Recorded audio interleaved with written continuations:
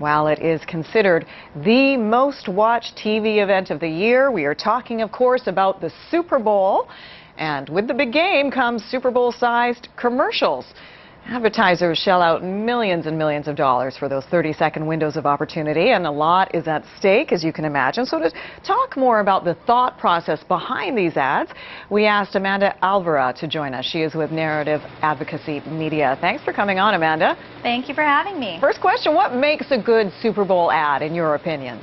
Well, you know, most people talk about Super Bowl ads for their entertainment value, with 160 million viewers anticipated on Sunday to be watching this alone, and new ratings coming out suggesting that 50% of the viewership is watching not for the game itself, but for the ads.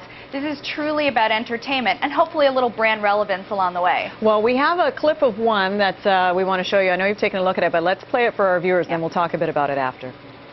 I want it. I would love to have the first one. I'm so sorry, Mr. Seinfeld, but you're number 2 on the list. Who's number 1? That guy. Okay. So, you're number 1. Yeah. How'd you like to be number 20? I'll throw in the soup Nazi. Soup for you. I own all the characters. Last living munchkin. So this commercial goes on, Amanda, for about a minute and a half, if I'm not mistaken, maybe almost 2. But what is it about it that will draw in viewers and hopefully potential clients for the advertiser?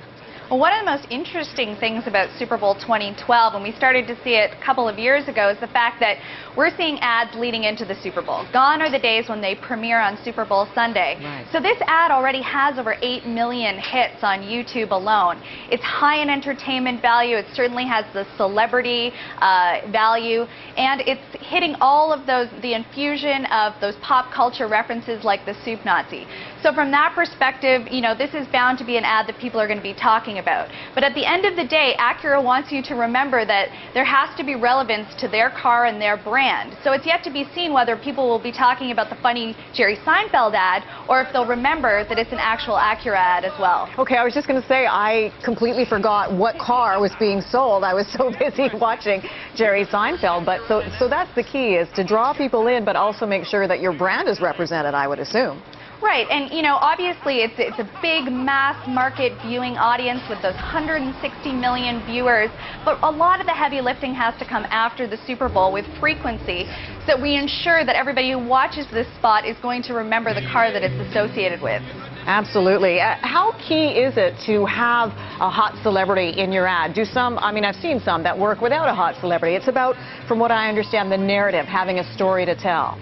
For sure. I mean, it was interesting because the Journal of Psychology talked a little bit last week about the fact that a narrative is truly the most compelling positioning that any ad can take during Super Bowl. You want to draw somebody in, you need them to use a little bit of mental capacity to follow the storyline, and then that makes a lot of positive associations to the brand and the ad itself.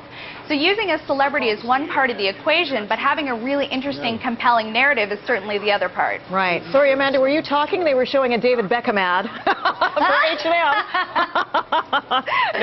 It's that easy to get distracted. This is what I'm saying. And so what are some of the other big ads we can look forward to this year? You know, one of the ones that's getting most of the attention right now is certainly Honda's Ferris Bueller ad. It's featuring Matthew Broderick reprising his Ferris Bueller role. It has over 6 million views on YouTube already.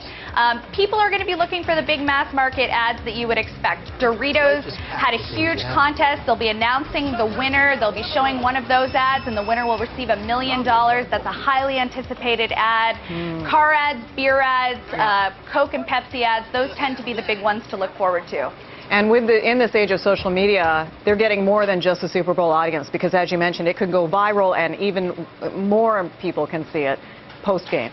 Totally. We have, you know, 2/3 of smartphone users are going to be texting and tweeting while they're watching the Super Bowl. So there are a number of ratings agencies who will be looking at sentiment and volume and rating ads that way. We'll see the following day not only USA Today talking about the hottest ads, but which were the ones that were most talked about on Twitter, and how do they come off when it comes to sentiment of positive versus negative feeling toward the ad.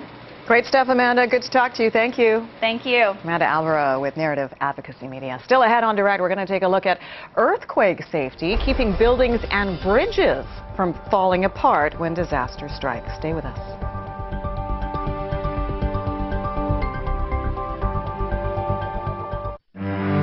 If you were designing an investment fund, where would you start? Offer low fees, diversification, flexibility, transparency.